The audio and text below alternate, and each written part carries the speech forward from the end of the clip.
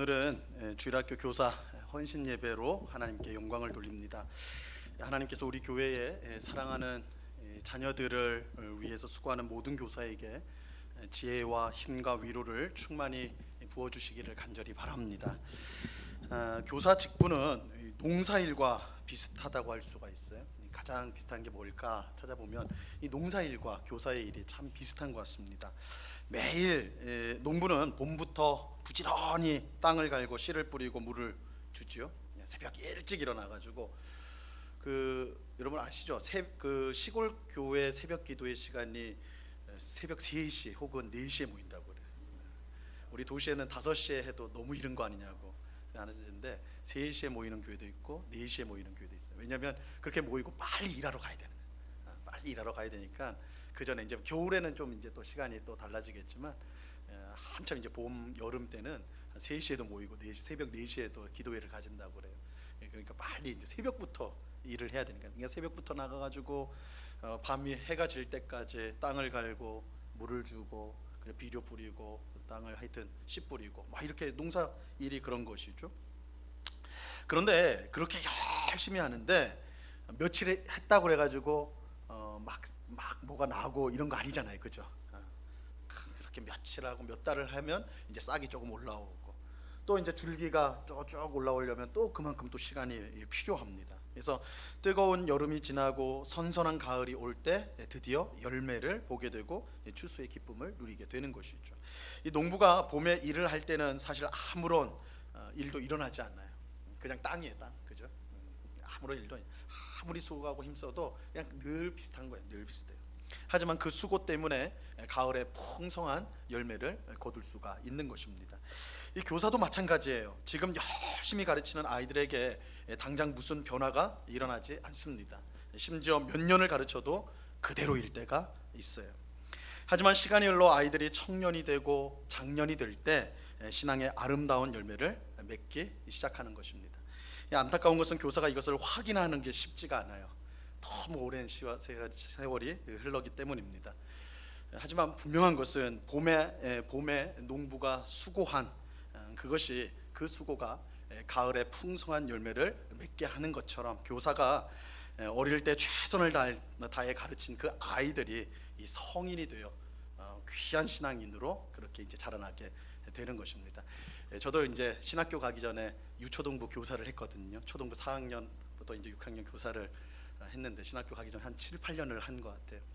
지금도 기억나는 아이들 2명의 남자아이들인데 얼마나 말썽을 부리는지 정말 말 안 들었어요. 그래가지고 제가 한날은 공과 공부를 하는데 도무지 들을 생각이 없어서 교회 옥상으로 끌고 올라갔어요. 우리 교회는 옥상이 있었어요. 제 모교회는 올라가가지고 엎드리라고 그랬어요. 엎드리라고 그런 다음에 애들이 이제 그래도 장난치는 줄 알고 설마 교회에서 때리겠느냐. 그래서 제가 때렸어요. 엎드리게 해가지고 엉덩이를 때렸는데 뭐 제가 너무 화가 나서 그런 건 아니었고 사랑의 매라고 하죠. 그래서 사랑의 매로 했는데 마침 그 아이들 부모들이 밑을 지나가고 있더라고요. 아이들이 엄마 아빠 불러가지고 제가 얼마나 당황을 했는지. 저는 사랑으로 때렸지만 뭐 부모님이 어떻게 알겠어요, 그죠? 교회에서 애가 맞는데. 근데 제가요, 그리고 한 20년, 거의 30년 지났죠. 놀라운 소식을 들었는데 그 둘 중에 하나가 목사가 되었더라고요. 근데 그 친구가 기억할지는 모르겠어요. 제가 한번 만나서 한번 기억하는지 이제 물어봐야 될 텐데. 어쨌든 이 열매가 금방 드러나지 않습니다. 사람이 금방 변하지 않아요. 시간이 오래 흘러야 됩니다. 그래서 이런 점에서 보면 교사의 직분이라는 것은요, 소망의 직분이라고 할 수 있어요. 소망의 직분. 아이들을 향한 소망이 없으면 감당하기가 어려운 것이죠. 풍성한 추수에 대한 소망을 가진 농부가 한 알의 씨앗을 땅에 심듯이 내가 가르친 이 아이가 하나님의 사람으로 성장하게 될 것을 소망을 가질 때에 교사는 힘있게 봉사를 할 수가 있는 것이죠. 오늘 헌신 예배를 드리는 모든 교사에게 아이들을 향한 그 분명한 소망이 있기를 간절히 바랍니다. 하나님께서 그 소망을 주시기를 바라요. 그 소망을 가지고 매주 아이들에게 하나님의 말씀 또 하나님의 사랑을 가르치고 보여주는 우리 교사가 되기를 바랍니다. 오늘 우리는 주일학교 헌신 예배를 드리면서 어떤 교사가 되어야 할 것인가, 이걸 한 4가지로 좀 살펴보려고 합니다.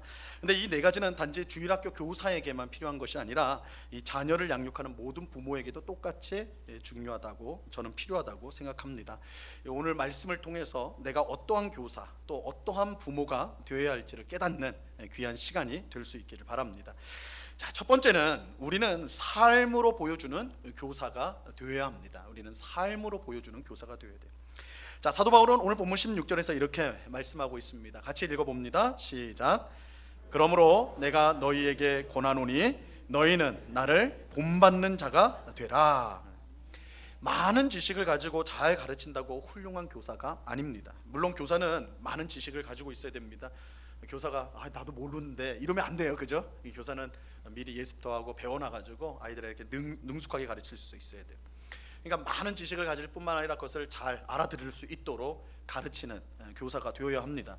하지만 그것보다 더 중요한 것이 있는데, 가르치는 지식을 삶으로 보여주어야 한다는 것입니다. 이 백문이 불여 일견이라는 말이 있습니다. 유명한 말이죠.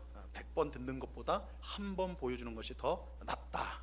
100번을 듣는 것보다 한 번 눈으로 보는 것이 더 낫다라는 거예요. 이 보는 것이 얼마나 중요한가, 그것을 강조하고 있죠. 사도 바울은 고린도 교회 성도들에게 단순히 내 가르침을 잘 들어라, 너희 내 말 다 듣고 다 외워라, 내가 시험 볼 테니까 다 외워라, 복습해라, 예습해라, 이렇게 말씀하지 않았어요. 너희는 나를 본받는 자가 되라. 내가 너희에게 보여주고 있으니까 나를 봐라, 보고 본받아라, 따라와라, 그렇게 말하고 있어요. 사도 바울은 자신의 삶으로 말씀을 가르치는 훌륭한 교사였습니다. 그런데 나를 본받는 자가 되라, 이 말씀의 원조는 따로 있어요. 사도 바울이 처음 그렇게 말한 게 아니에요. 바로 예수님께서 그렇게 말씀하셨어요. 예수님이 그렇게 하셨어요. 요한복음 13장에 보면 예수님께서 제자들과 식사를 하시다가, 아마도 이 식사가 이제 유월절 식사, 우리 오늘 오전에 성찬식을 했는데 이 유월절 식사였던 것 같아요. 그 식사였어요. 식사를 하는데 식사 도중에 예수님이 벌떡 일어나시고는, 제자들이 왜 그러시지? 그랬을까요? 딱 일어나시고는 허리에 수건을 두르시고 대야를 들고 오셨어요. 그리고 제자들 한 명 한 명씩 발을 닦아주셨습니다. 발을 씻어주셨어요.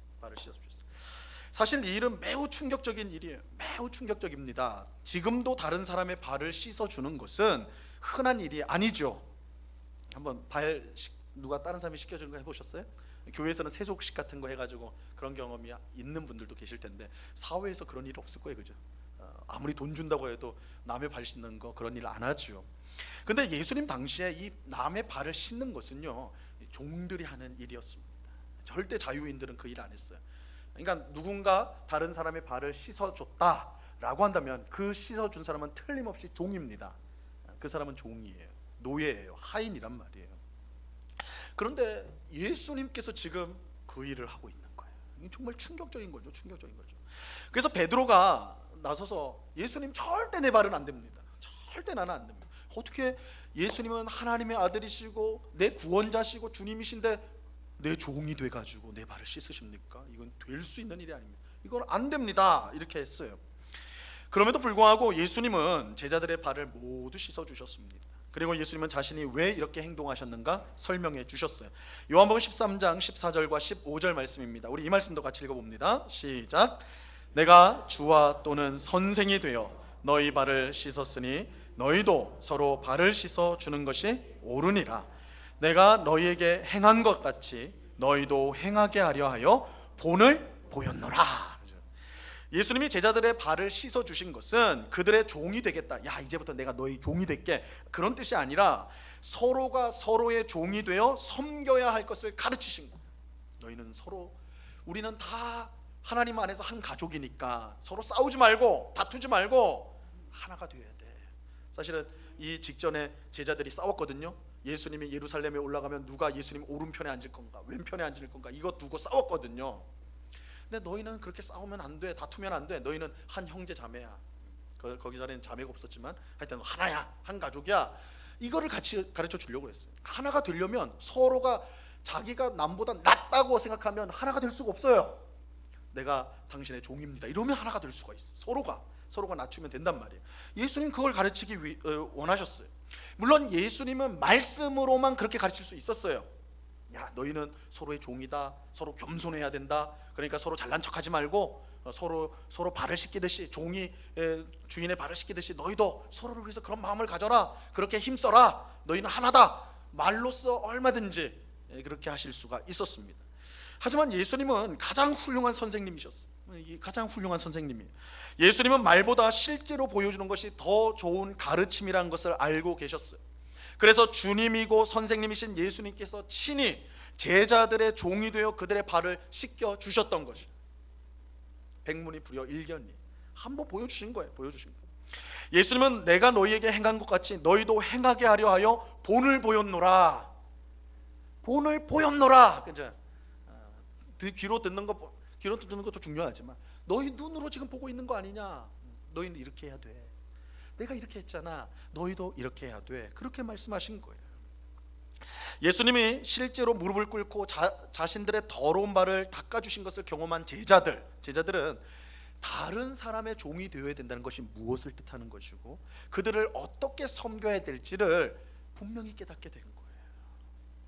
예수님이 자신의 더러운 발을 물로 닦아주실 때 섬김이라는 것이 이런 거구나.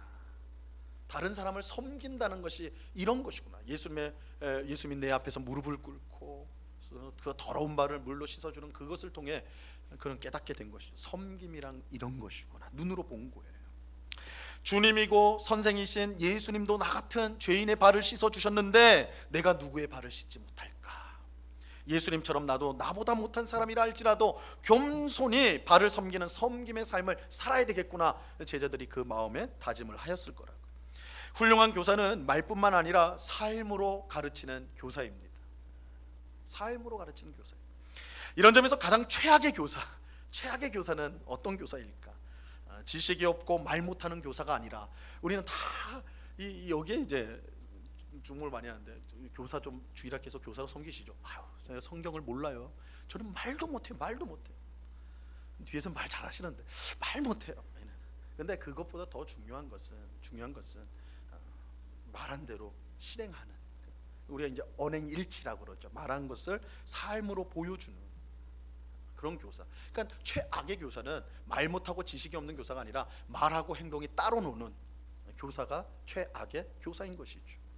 자기는 성경을 읽지 않아요. 일주일 내내 성경 하나도 안 읽었어. 근데 주일날 다 공과 공부하는데 성경 몇 장 읽었어? 너 몇 장? 안 읽었어? 이것들이 이러면 안 된다. 그죠?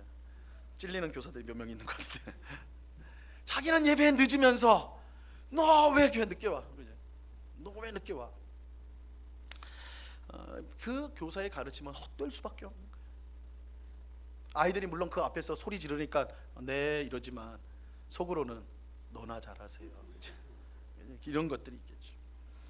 우리는 예수님이 무섭게 책망하셨던 이 서기관과 바리새인들과 같은 교사가 돼서는 안 돼요. 이들은 서기관과 바리새인들은 교사들이었거든요. 마태복음 23장 3절과 4절에서 예수님은 서기관과 바리새인들을 이렇게 책망하였습니다. 잘 들어보세요. 그러므로 무엇이든지 그들이 말하는 바는 행하고 지키되 그들이 하는 행위는 본받지 말라. 그들은 말만 하고 행하지 아니하며 또 무거운 짐을 묶어 사람의 어깨에 지우되 자기는 이것을 한 손가락으로도 움직이려 하지 아니하며. 서기관과 바리새인들은 어떤 교사였습니까? 말만 하고 행하지 않는 교사들이었어요. 그들은 무거운 짐을 학생의 어깨에 다 지워요. 율법, 너 안식일을 제대로 지켜야 돼. 헌금 제대로, 어깨에 무거운 짐을 지우는데 자기는 예외야. 나는 안 해. 나는 예외. 이런 교사들이었어요. 예수님은 이런 서기관과 바리새인들을 무섭게 책망하셨어요. 여러분, 혹 우리도 아이들에게 똑같이 그렇게 하고 있지 않는가? 자신도 하지 않는 일을 아이들에게 강요하고 있지 않습니까? 나는 못하지만 그래도 넌 해야 된다, 이렇게 말하고 있지 않는가? 돌아봐야 돼요. 제가 이제 한번 이거 말씀드린 적이 있는데, 제가 청년부 담당 목사였을 때 졸업식을 해요. 청년 1부와 2부가 있어서 나이가 26인가 되면 졸업을 해요. 위에 청년부로 이제 올라가는데, 이제 졸업식을 딱 하는데 나와가지고 소감을 말해라. 그래서 딱 졸업생 한 10명 정도가 우르르 나와서 소감을 한 명씩 말해요. 근데 재밌더라고요. 똑같은 말을 해. 뭐라고 하냐면, 나는 청년부에서 그렇게 못했지만 너희는 예배를 잘 드려라. 나는 그렇게 못했지만 너희는 봉사 열심히 해라. 나는 그렇게 못했지만 목사님 말씀 좀 잘 듣고 해라.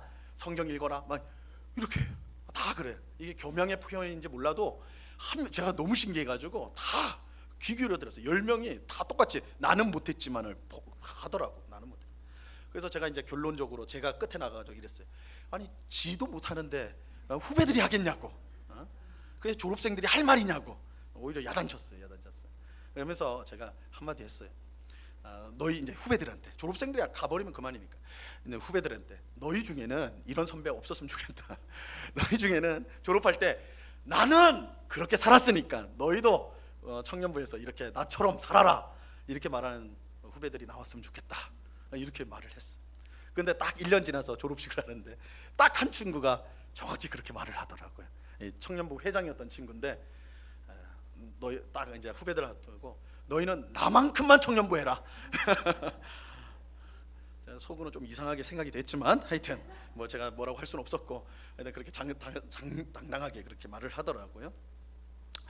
여러분, 우리가 어떤 교사가 되어야 됩니까? 어떤 교사가 됩니까? 물론 우리가 뭐 완벽해서 삶으로 다 완벽하게 보여주는 사람만 교사가 된다 그러면 아무도 못하겠죠.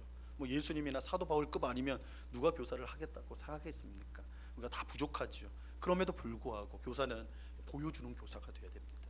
그저 말로만 옳은 말을 하고 좋은 말만 한다고 교사가 아닙니다. 우리의 삶으로 보여줘야 됩니다. 완벽한 삶이 아니라 하나님 앞에서 몸부림치는 삶을 보여줘야 되는 겁니다. 하나님 앞에서 나도 성경 읽기 힘들고 나도 기도하는 거 쉽지 않지만 내가 이렇게 힘쓴다, 애쓴다, 같이 우리 하나님 앞에서 그렇게 하자, 이렇게 삶으로 보여주려고 힘쓰는 교사가 훌륭한 교사입니다. 그래서 이거는 뭐 사실은 목사인 제가 가장 찔리는 부분입니다. 그래서 저를 포함해서 우리 모든 선생님들이 말하는 교사에서 보여주는 교사로, 그래서 정말 우리 아이들이 보면서 저렇게 신앙생활에 저렇게 하나님을 믿어야 되겠구나, 이렇게 결심하게 되는 그런 귀한 교사로 쓰임받는 우리 모두가 될 수 있기를 바랍니다. 자, 둘 번째입니다. 우리는 아버지의 마음을 가진 교사가 되어야 됩니다. 자, 오늘 본문 15절 말씀을 같이 읽겠습니다. 시작. 그리스도 안에서 1만 스승이 있으되 아버지는 많지 아니하니 그리스도 예수 안에서 내가 복음으로써 너희를 낳았음이라. 자, 사도 바울은 교회 안에 수많은 교사가 있지만 아버지는 많지 않다, 이렇게 말씀을. 그러면서 내가 복음으로써 너희를 낳았다, 이렇게 말을 하죠. 바울은 자신이 아버지와 같은 교사라고 말을 하고 있는 것입니다. 그냥 교사가 아니라, 그냥 말씀 가르치는 사람이 아니라 아버지와 같다, 어머니와 같다, 부모와 같은 교사라고 말하고 있습니다. 훌륭한 교사는 학생을 사랑하는 교사입니다. 학생을 사랑하는 교사예요. 왜냐하면 가르침은 사랑 안에서 가장 잘 전달되기 때문입니다. 같은 말이라도요, 나를 사랑하는 선생님이 말을 하면 듣게 됩니다. 아무리 좋은 말이라도 껄렁껄렁 나를 미워한다고 생각하는 선생님이면 그 말 안 들어오는 법입니다. 가르침은 사랑 안에서, 인격 안에, 사랑하는 그 인격 안에서 가장 전달이 잘 되는 법이에요. 여러분, 아무리 사람이 많은 곳이라도요, 내 아이가 울면 어머니는 그 소리를 기가 막히게 듣는 법입니다. 이게 어떻게 가능한가? 사랑하기 때문이에요. 여러분, 사랑하면요, 귀를 기울이게 돼 있어요. 사랑하면 판단하기보다 먼저 이해하려고 합니다. 그래서 사랑이 가르침의 가장 중요한 기초입니다. 가장 중요한 기초예요. 교사가 아버지의 마음을 가지고 어머니의 마음을 가지고 학생을 대할 때 학생은 열린 마음으로 듣게 되는 것입니다. 가장 중요한 게 사랑이에요, 사랑. 그래서 내가 맡은 아이들을 지금 사랑하고 있는가? 내 자녀, 물론 이제 부모이기 때문에 사랑하죠. 근데 정말 주님이 주시는 정말 그 사랑으로 사랑하고 있는 거. 사랑하면요, 듣는다니까요. 사랑하면 막 쏟아붓는 게 아니라 먼저 들어요. 이해를 하려고 하고, 그죠? 제가 이제 그 중동부 전도사였을 때인데 과거 이야기를 많이 하네요. 하는데 부임하고 첫 수련회를 갔어요. 갔는데 3박 4일 수련회를 갔습니다. 근데 그때 이제 아이들이, 제가 깜짝 놀란 게, 부임하고 깜짝 놀란 게 임원 모임을 가졌어요. 회장, 부회장, 총무, 서기, 회계, 하여튼 애들한테도 다 있었어요, 그런 게. 데리고 이제 밥을 먹는데 서로 얘기하는데 애는요 막 그렇게만 해요. 이름을 말을 하지 않아요. 나도 얘들 이름을 모르는데 애들이 말을 하면 내가 캐치를 해가지고 이름을 좀 말해보려고 했는데 얘는요 쟤는요 막 그러는 거예요. 나도 얘야 쟤야 이럴 순 없잖아요. 그래서 야 이게 어떻게 된 건가 막 하는데 알고 보니까 이름을 몰라. 이름을 모르더라. 임원인데 서로 이름을 3학년들이었거든요. 중3들인데 3년을 같이 예배를 드렸는데 이름을 몰라. 큰일 난 거 아닙니까? 임원도 이름을 모르는데 다른 애들은 뭘 알겠어요. 그렇죠? 그러니까 딱 이제 첫 수련회를 가는데 다른 목표는 없습니다. 야, 서로 친해져야 되겠다. 서로 친해져. 나도 얘들하고 친해지고 얘들도 서로 친해지고. 그래서 이제 바닷가로 갔는데요. 3박 4일 동안 수련했는데 아주 파격적인 프로그램이었어요. 그냥 바다에서 놀았어요. 낮에는 다 놀았어요. 그냥 낮에는 무조건 바다를 나가는 거예요. 이제 첫째 날 먼 바다를 가가지고 저 남해 쪽으로 가가지고 첫날은 못했고 둘째, 셋째, 넷째 바까지 돌아오는 날은 또 못하니까 3일을 낮에는 내내 바닷가에서 놀았어. 친해지려고. 목표가 친해지는. 그래서 저도 이제 전도사니까 제가 앞장서서 놀아야 될 거 아니에요. 놀아라 이러면 뭐 의미가 있습니까? 같이 놀아야 될 거 아니에요. 같이 물에 들어가가지고 막 서로 빠뜨리고 막 이래야 될 거 아니에요. 그래서 3일 동안 내내 바닷가에서 아이들이랑 놀았는데 너무 격렬하게 놀았어요. 그래가지고 지금 만약에 돌아가서 아니라 지금 그렇게 한번 놀아보라면 못 놀 것 같아요. 난 죽을 것 같아요. 그래서 그때는 하여튼 젊었어요. 20대 후반이었으니까 놀았는데 후유증이 뭐냐면 목이 가버렸어요. 목이 막 바닷가에는 넓은 데니까 야 누구야 이렇게 조금만 해도 소리를 질러야 되잖아요. 목이 가버렸어. 첫날부터 목이 가버렸어. 근데 우리가 또 바다에서 놀기만 하면 수련회입니까? 저녁에는 집회를 해야 되니까 설교 1시간 하고 기도회 1시간 하고 이렇게 해야 되는 거 아니에요. 설교를 하는데 이 목이 안 나와요. 목소리가. 지금도 여러분 아시겠지만 오후에는 제 목이 조금 쉰 것처럼 들릴 거예요. 오전에 소리를 지르면 목이 약하거든요. 근데 뭐 바닷가에서 소리를 질러댔으니 얼마나 첫날부터 목이 가버렸어요.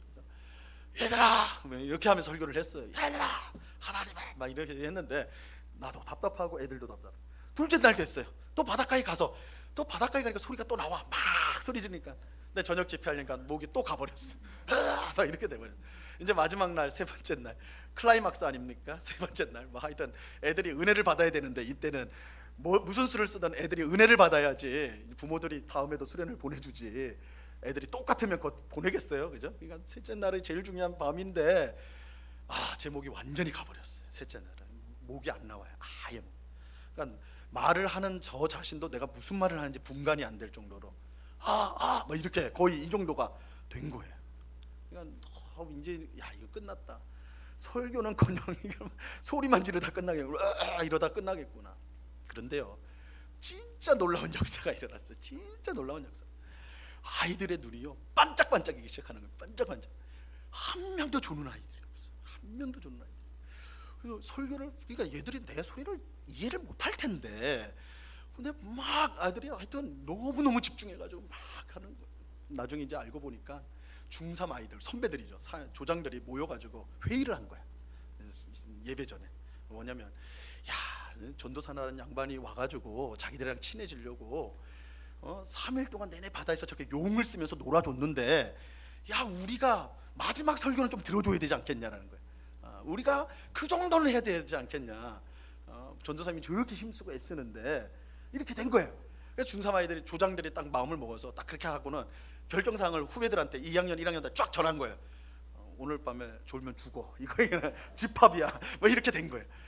어쩐지 딱 집회를 하는데 3학년 아이들이 앞줄에 쫙 앉아가지고 정신을 바짝 차리고 막 내 말에 막 들리지도 않았을 텐데 하여튼 막 이렇게 하니까 밑에 뒤에 있는 2학년 1학년은 꼼짝없이 막 꼼짝없이 그렇게 하더라고요. 그래서 그 시간이 얼마나 은혜롭게 지나간지 제가 그러면서 굉장히 그때 귀한 깨달음을 얻었어요.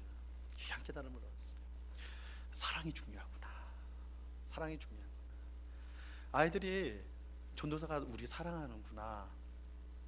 3일 동안 그렇게 뒹굴고 하는 것이 느껴지는 거예요. 첫날은 뭐 그냥 우리랑 좀 알려고 하나 보다 이랬는데 이틀 3일 계속 그렇게 뒹굴고 목이 저렇게 가버리니까 아이들이 그렇게 생각을 해주는 거예요.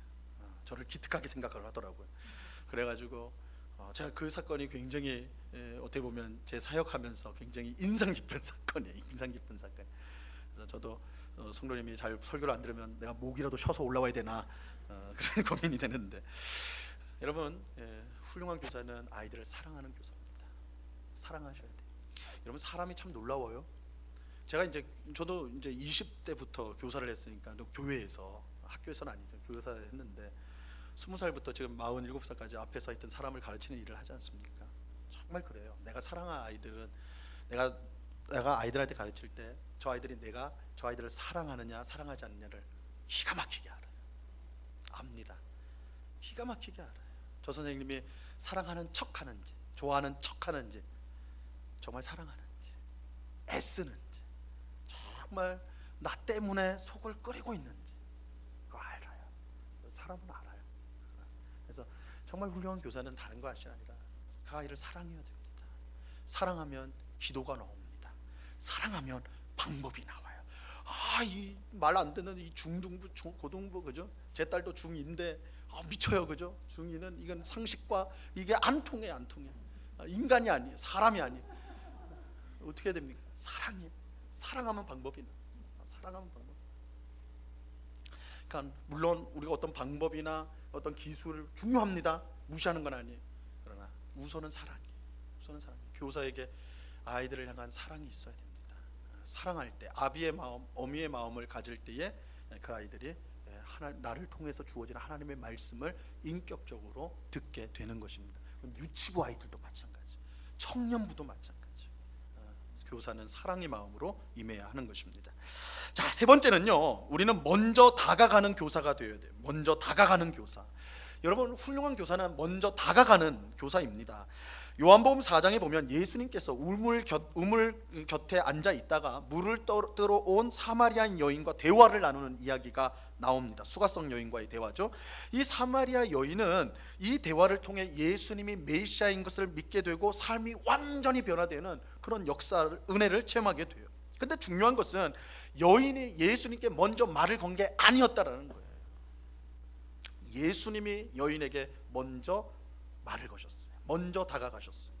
예수님은 여인에게 먼저 말을 걸고 먼저 다가가셨는데, 근데 이것은 만약 예수님이 그렇게 하지 않았다면요, 이 여인은 100%입니다. 이 여인은 100% 예수님을 믿을 수도 없고 그 삶이 변화될 수도 없었어요. 이건 100%예요, 100%.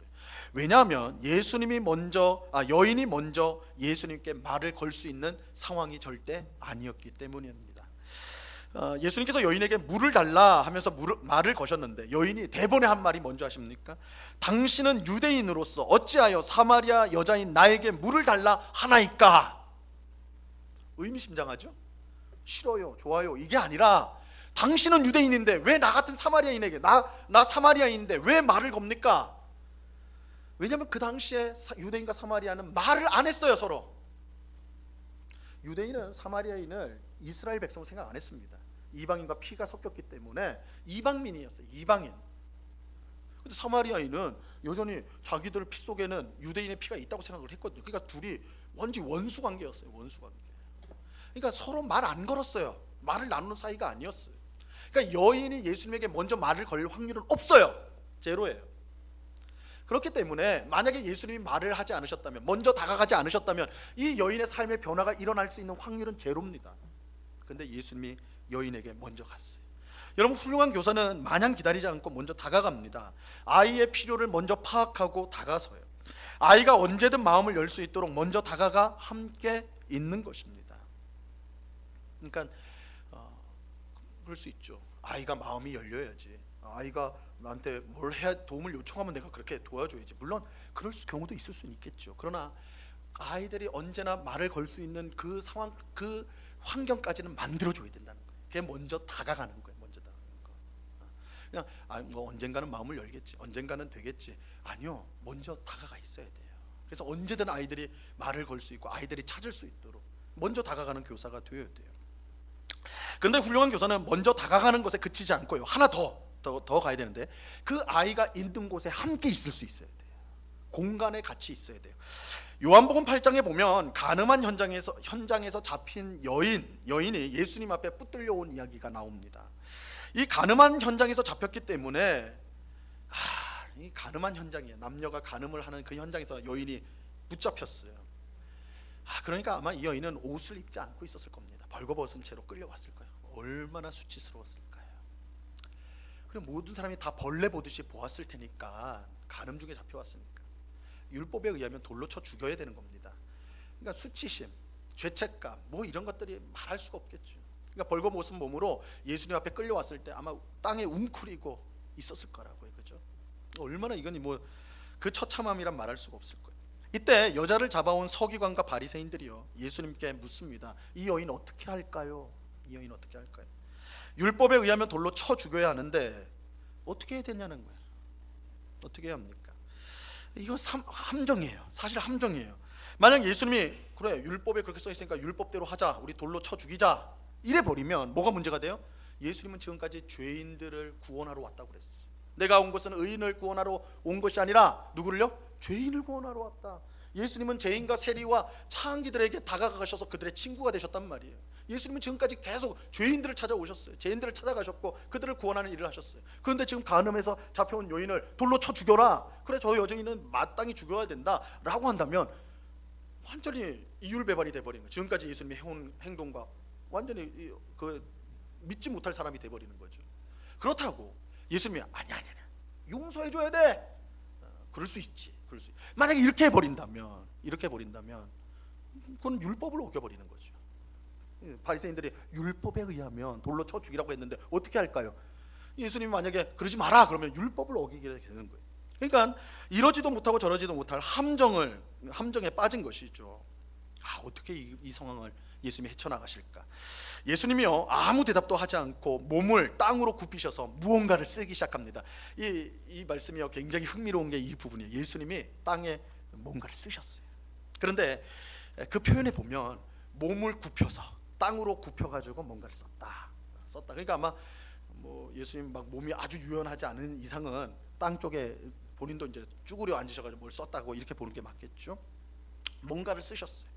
서기관과 바리새인들은 예수님을 독촉했습니다. 그러자 예수님은 다시 일어나서 그 유명한 말을 하시죠. 뭐라고 하셨습니까? 죄 없는 자가 먼저 돌로 치라. 죄 없는 자가 먼저 돌로 치라. 그리고 이 말씀을 하시고 다시 땅에 앉으셔가지고 뭔가를 또 열심히 쓰셨어요. 예수님의 말씀을 들은 사람들은 한 사람 한 사람씩 그 자리를 떠났습니다. 죄 없는 자가 돌로 치라 이 말에 마음이 찔렸기 때문이죠. 그런데 이 이야기에서 많은 사람이 궁금해하는 거, 아마 여러분들도 궁금해할 것 같은데 궁금해하는 거, 예수님이 과연 무슨 글자를 쓰셨을까? 무슨 말을 쓰셨을까? 뭘 쓰셨을까요? 땅에 뭘 쓰셨을까요? 생각이 없어요? 관심도 없고 뭐 쓰셨겠지 뭐. 뭘 쓰셨을까요? 많은 학자들이 이제 연구 많이 하는데 어떤 사람들은 10계명을 쓰셨다라는 것도 있고, 그러니까 율법을 쓰셨다는 거예요. 율법을 쓰셨다라는 것도 있고, 또 어떤 학자는 그 자리에 있는 사람들 있잖아요. 예수님은 전지하신 분이니까 그 자리에 있는 사람의 죄를 다 썼다는 거예요. 너 누구 무슨 죄? 너 무슨 죄? 그래서 그 사람들이 그걸 보고 저거 내가 죄인 죄인데 이거 도망갔다는 거예요. 또 일리가 있는 것 같죠. 하여튼 싹 썼다는 거예요. 근데 결론적으로는 아무도 몰라요. 뭘 썼는지 몰라요. 성경에 안 말하고 있어요. 말씀하지 않기 때문에. 성경이 말씀하지 않았다는 건 사실은 이 이야기의 핵심은 뭘 썼느냐는 아니다라는 것이겠죠. 그죠? 그래서 뭘 썼느냐, 그거는 우리가 이제 다 천국에 가가지고 물어보는 걸로 그렇게 하시고, 제가 은곡교회에서 설교를 들었는데 천국에 가서 물어보라고 해서 물어봅니다. 이렇게 물어보시면 예수님 말씀해 주시겠죠. 근데 중요한 거는 뭘 쓰셨느냐가 아니라 예수님이 땅으로 몸을 굽히셨다는 게 중요해요. 예수님이 몸으로 땅을 굽히셨어요. 그래서 예수님이 굽혀서 땅에 썼다라고 할 때 이 굽히다라는 것은 땅으로, 아래로라는 뜻이 있어요. 아래로. 여러분 이제 머릿속으로 한번 생각을 해보세요. 예수님 주변에 바리새인들 그리고 서기관들 또 주변에 사람들이 많았으니까 사람들은 다 어떻게 하고 있어요? 다 쫙 서 있어요. 이미 어떤 사람들은 손에 돌이 있는지도 몰라. 던져라 그러면 던지려고 그럴지도 모르겠어요. 다 서 있어요. 근데 오직 한 사람만 땅에 웅크리고 있었어요. 누구예요? 가늠한 여인. 가늠한 여인은 웅크리고 있었어요. 다 서 있어요. 이 여인은 웅크리고 있었어요. 그렇죠? 다 서 있는 사람들은 자기들을 의롭다고 생각하고 이 여인은 악하다고 생각하고 죽여야 된다고 생각하는 사람들이었어요. 근데 예수님이 어떻게 해요? 예수님은 사실은 그 자리에 서 있던 사람들보다 누구보다도 돌을 들고 던질 수 있는 분이에요. 의로운 분이신가? 죄가 없으신 분이니까. 근데 예수님이 어떻게 하십니까? 아래 몸을 굽히셨어요. 아래로 몸을 굽히셨어요. 그러니까 쓰는 것도 중요할 수 있겠지만 더 중요한 거는 그분이 어느 공간으로 들어가셨는가 중요해요. 예수님은 서 있는, 정죄하는, 미워하는 그 사람의 공간이 아니라 누구의 공간이요? 지금 공포와 두려움에 떨고 있는 여인이 있는 공간으로 들어가셨어요. 그러니까 예수님이 아래로 몸을 굽혀서 무엇을 썼다라고 했을 때 중요한 것은 그분의 공간이 달라졌다는 거예요. 그분은 여인의 공간으로 같이 들어가셨어요. 그 여인과 함께 같은 공간에 머물렀다는 거예요. 여러분, 훌륭한 교사는 아이 위에 군림하지 않습니다. 어떤 권위를 가지고 나는 너보다 달라, 너보다 위야 이렇게 하지 않아요. 훌륭한 부모는 아이에게 권위를 내세우지 않습니다. 진정한 가르침은 아이와 같은 공간에 있을 때 이루어지는 것입니다. 여러분, 우리는 하나님의 아들이신 예수님께서 저 하늘에서 말씀을 주시지 않고 친히 우리와 같은 사람이 되어 우리에게 오셔서 말씀을 가르쳤다는 사실을 기억해야 합니다. 성육신은 예수님이 우리와 같은 공간에 들어오신 사건이에요. 공간으로 보면 예수님은 하늘 공간에 있으신 분인데 우리 죄인이 있는 이 땅의 공간으로 들어오신 거예요. 이 땅에 같이 오셔서 우리와 같은 공간 안에서 복음을 전하셨어요. 말씀을 가르쳤단 말이에요. 훌륭한 교사와 부모는 아이에게 먼저 다가가고 그들이 있는 공간에 같이 머무는 거예요. 이것은 아이들의 편을 들어준다는 뜻이기도 한 거예요. 같은 공간에 있는 거는 편을 들어주신다는 거죠. 물론 아이들이 잘못했는데도 편을 들어줘야 된다 그런 뜻은 아니에요. 요즘 부모들은 조금 너무 또 쏠려가지고 너무 자녀의 입장에 서야 된다 이렇게 하니까 아이들하고 같은 생각을 하는 것 같아요. 아이들이 잘못을 하는데도 그 잘못이 정당한 것처럼 부모가 오히려 막 아이들 때문에 부안해동되는, 그건 잘못이에요. 이거는 같은 공간에 있으라고 한 말은 편이 되어주라는 거는 무조건 아이들 편 들어줘야 된다, 애들이 맞다고 해야 된다 그런 건 아니에요. 여러분, 예수님도요 가늠한 여인과 같은 공간에 있었지만 마지막에 뭐라고 그래요? 다시는 죄를 짓지 말라 그러셨어요. 그 여인의 죄를 그저 너 괜찮아, 한번 할 수 있어, 아니에요 그렇게 말씀하지 않았어요. 정확하게 지적하셨어요. 다시는 죄를 짓지 마라, 다시 죄 지으면 안 된다, 강하게 말씀하셨어요. 그렇죠? 그러니까 우리가 같은 공간에 있다는 건 이 아이의 잘못을, 내 자녀의 잘못을 무조건 용인하고 편들어 주라는 뜻은 아닙니다. 옳고 그름을 분명히 말할 수 있어야 돼요. 그럼에도 불구하고 아이들에게 가르침을 주기 위해서는 그들이 있는 공간에 들어갈 수 있어야 된다는 거예요. 아이와 공간이 다른 곳에 있는 가르침은요 들어갈 수가 없어요. 들어갈 수가 없어요. 아이들이 자 하는 말이죠. 아빠는 몰라, 엄마는 몰라, 그죠? 우리 집에서 자주 듣는 말이라고 생각하지 마세요. 몰라 그러잖아요. 공간이 다르단 말이에요. 그러니까 우리가 최선을 다해서 좋은 훌륭한 교사, 훌륭한 부모는 아이들이 있는 공간으로 들어가려고 합니다. 이게 성육신이에요. 여러분, 하나님의 아들 예수님도 성육신 해야 됐다면 우리가 사랑하는 학생들과 사랑하는 자녀를 위해서 성육신하는 것은 당연한 수고예요. 그들이 있는 공간, 그들의 있는 삶 속으로 우리가 들어갈 수 있어야 돼요. 그럴 때 우리가 가르쳐주는 하나님의 말씀, 복음의 말씀이 그들 귀에 들려지게 되는 것입니다. 우리는 아이들에게 먼저 다가가고요 그들의 공간에 함께 머물 수가 있어야 됩니다. 그럴 때 진정한 가르침과 배움이 일어나게 돼요. 자, 마지막 네 번째입니다. 우리는 하나님의 은혜를 구하는 교사가 되어야 합니다. 자, 우리는 지금까지 훌륭한 교사, 부모에 대해 살펴보았는데요, 정리를 한번 해보면 훌륭한 교사는 말이 아닌 삶의 모습으로 보여줘야 된다. 훌륭한 교사는 아버지의 마음을 가져야 된다. 훌륭한 교사는 아이들에게 먼저 다가가고 그들의 공간에 함께 머물러 있어야 된다. 이렇게 말씀을 드렸어요. 그런데 중요한 것은 이렇게 하는 게 쉬운 일이 아니다라는 거예요. 쉬운 일이 아니다. 말은 쉽지만 말처럼 되는 일은 어렵습니다. 이렇게 되는 거 실제적으로 어려워요. 그렇게 훌륭한 교사는 무엇보다 자신의 연약함을 인정하고 하나님의 은혜를 구하는 교사입니다. 하나님의 은혜를 구해야 돼요. 우리 자신이 훌륭하지 않다는 것을 알고 하나님의 은혜를 겸손히 구해야 됩니다. 내게 맡겨진 아이를 사랑하고 그들의 말에 귀를 기울이고 그들의 필요를 채워주는 일은 결코 쉬운 일이 아니에요. 우리가 예수님이나 사도 바울처럼 아이들에게 나를 본받으라 라고 말하는 것은 참으로 어려운 일이에요. 진짜 어려워요. 집에 가서 한번 자녀들에게 이 말 해보세요. 넌 나를 본받아라.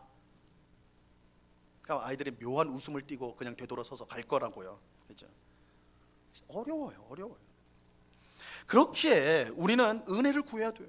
하나님께서 은혜를 주셔서 나를 교사다운 교사, 부모다운 부모로 변화시켜 달라고 우리는 기도해야 됩니다. 하나님의 은혜가 없으면 우리가 훌륭한 교사와 부모가 될 수 없다는 사실을 분명히 알고 우리는 기도할 수 있어야 되는 거예요. 하나님은 우리가 훌륭한 교사와 부모가 되고자 하는 그 마음을 가지고 은혜를 구할 때요, 반드시 은혜를 베풀어 주십니다. 이거 100%예요. 우리가 정말 하나님, 내가 이렇게 부족한 자인데 나를 교사로 써주시는데, 우리 아이들에게 정말 필요한 교사, 정말 나를 본받으라고 해서 예수님을 보여주는 교사, 정말 저들의 필요를 보고 먼저 다가가가지고 저들과 함께 같은 공간에 있으면 하나님 말씀을 전하는 교사, 정말 저들을 사랑하는 교사가 되고 싶습니다. 이렇게. 그런데 저는 그렇게 잘 안 되거든요. 하나님 도와주십시오. 은혜를 주십시오. 하나님은 이 기도에 100% 응답하세요. 왜 그러냐면 그것이 하나님의 뜻이기 때문에 그래요. 하나님은 그런 교사와 그런 부모를 너무나 기뻐하세요. 그런 교사와 그 부모를 통해서 교회를 세워가시고 가정을 세워가십니다. 이것은 하나님의 뜻대로 구하는 기도예요. 그러므로 우리가 그런 훌륭한 교사가 아니라는 것, 내가 그런 훌륭한 부모가 아니라는 것을 하나님 앞에 인정하고 그런 부모가 되게 해달라고, 그런 교사가 되게 해달라고 하나님 앞에 늘 기도해야 됩니다. 은혜를 간구해야 돼요. 오늘 헌신 예배를 드리는 우리 모든 교사와 부모가 하나님의 은혜를 간절히 구할 수 있게 되기를 간절히 바랍니다. 하나님의 은혜로 먼저 채워져야 우리가 나누고 가르칠 수가 있습니다. 나는 할 수 없지만 하나님의 은혜를 받으면 할 수 있습니다. 이것을 우리가 분명히 깨닫고 항상 하나님의 은혜를 구하는 우리가 되어야 할 것입니다. 하나님께서 오늘 헌신 예배를 드리는 우리 모든 교사와 부모에게 크신 은혜를 베풀어 주셔서 정말 훌륭한 교사와 부모가 되어 우리에게 맡겨진 아이들을 잘 양육하는, 그래서 훗날 아름다운 열매를 맺을 수 있는 그런 우리가 될 수 있기를 바랍니다. 여러분, 아이를 양육한다는 거, 교사로서 이 아이들을 가르친다는 거, 또 집에서 아이를 키운다라는 거, 세상에 이것보다 어려운 일이 없는 것 같아요. 정말 단순간에 되지 않잖아요, 그렇죠? 이게 어느 정도 됐다 싶으면 어느 순간에 저 멀리 떠나 있는 아이를 보게 될 때 억장이 무너지죠. 그런 일들이 다반사로 일어나는 거예요. 목사의 가정이라고, 장로의 가정이라고 해가지고 아이들이 번듯하게 자라느냐? 더 힘들 수 있어. 어려워요. 누구도 장담 못해. 누구도 거기에 대해서 나는 내 자녀를 이렇게 하면 된다, 그건 그 가정에서는 그럴지 몰라도 다른 가정으로 적용시키는 또 쉽지가 않아요. 결국은 우리가 겸손하게 나의 부족함을 인정하고 하나님의 은혜를 구하는 수밖에 없어요. 자책하고 또 싸우고 책망하는 게 답이 아니라 내가 하나님의 은혜를 받아야 되고, 내가 가르치는 아이들이 은혜를 받아야 되고, 내 자녀가 은혜를 받아야 돼요. 그럴 때 그 안에서 정말 연약한 인생이 우리가 부족한 부모, 부족한 교사, 부족한 아이들인데 그 안에서 하나님의 은혜가 윤활유처럼 흘러서 이게 낑기고 이게 되질 않는 건데 하나님의 은혜로 돌아가게 되는, 그래서 우리가 상상하지 못했던 그런 귀한 열매들이 맺히게 되는 그런 역사가 일어나게 되는 것입니다. 그것을 우리가 바라보면서요, 우리가 농부의 심정을 가지고 부지런하게 오늘도 씨를 뿌리는, 여러분 기억하십시오. 씨를 뿌리고 물을 주는 것은 우리지만 부모도 마찬가지고 교사도예요. 자라게 하시는 것은 하나님이시다. 이 말씀을 꼭 기억하고 이 놀라운 우리에게 주신 직분, 교사와 부모의 직분을 잘 감당하여서 훗날 정말 하나님이 주시는 열매를, 또한 영광을 경험하는 우리 모두가 될 수 있기를 우리 주님의 이름으로 간절히 축원합니다. 기도하겠습니다. 하나님 아버지, 감사합니다. 오늘 주일학교 교사 헌신 예배를 드리면서 어떤 교사가 되어야 될까, 어떤 부모가 되어야 될까 하나님의 말씀으로 함께 생각하였습니다. 주님, 말은 참 쉽습니다. 그러나 우리가 그렇게 되는 것은 우리 힘으로는 되지 않습니다. 결국 우리가 하나님 앞에 엎드려 은혜를 구합니다. 정말 아이들에게 모범을 보이는, 본을 보이는 교사, 부모가 되게 하여 주시옵소서. 정말 우리 아이들을 사랑하는 교사, 부모가 되게 하여 주시옵소서. 아버지 하나님, 저들에게 먼저 다가가고 저들이 있는 공간에 함께 머물러 저들의 말에 귀를 기울이고 저들을 바른 길로 인도하는 교사, 부모가 되게 하여 주시옵소서. 이런 교사와 부모를 통해 우리 응곡교회가 바르게 세워져 가게 하시고 우리 모든 성도의 가정이 든든히 세워져가는 역사가 있게 하여 주시옵소서. 오늘 헌신을 다짐하는 모든 교사들에게 주님 위로하여 주옵소서. 힘든 일도 많습니다. 남몰래 흘리는 눈물도 있습니다. 답답함도 있습니다. 모든 것을 아시는 주님께서 그 심령에 힘을 주시고 위로하여 주시며 힘있게 하시고 소망으로 이 직분 잘 감당할 수 있도록 주님 도와 주시옵소서. 감사하오며 예수 그리스도 이름으로 기도드리옵나이다. 아멘.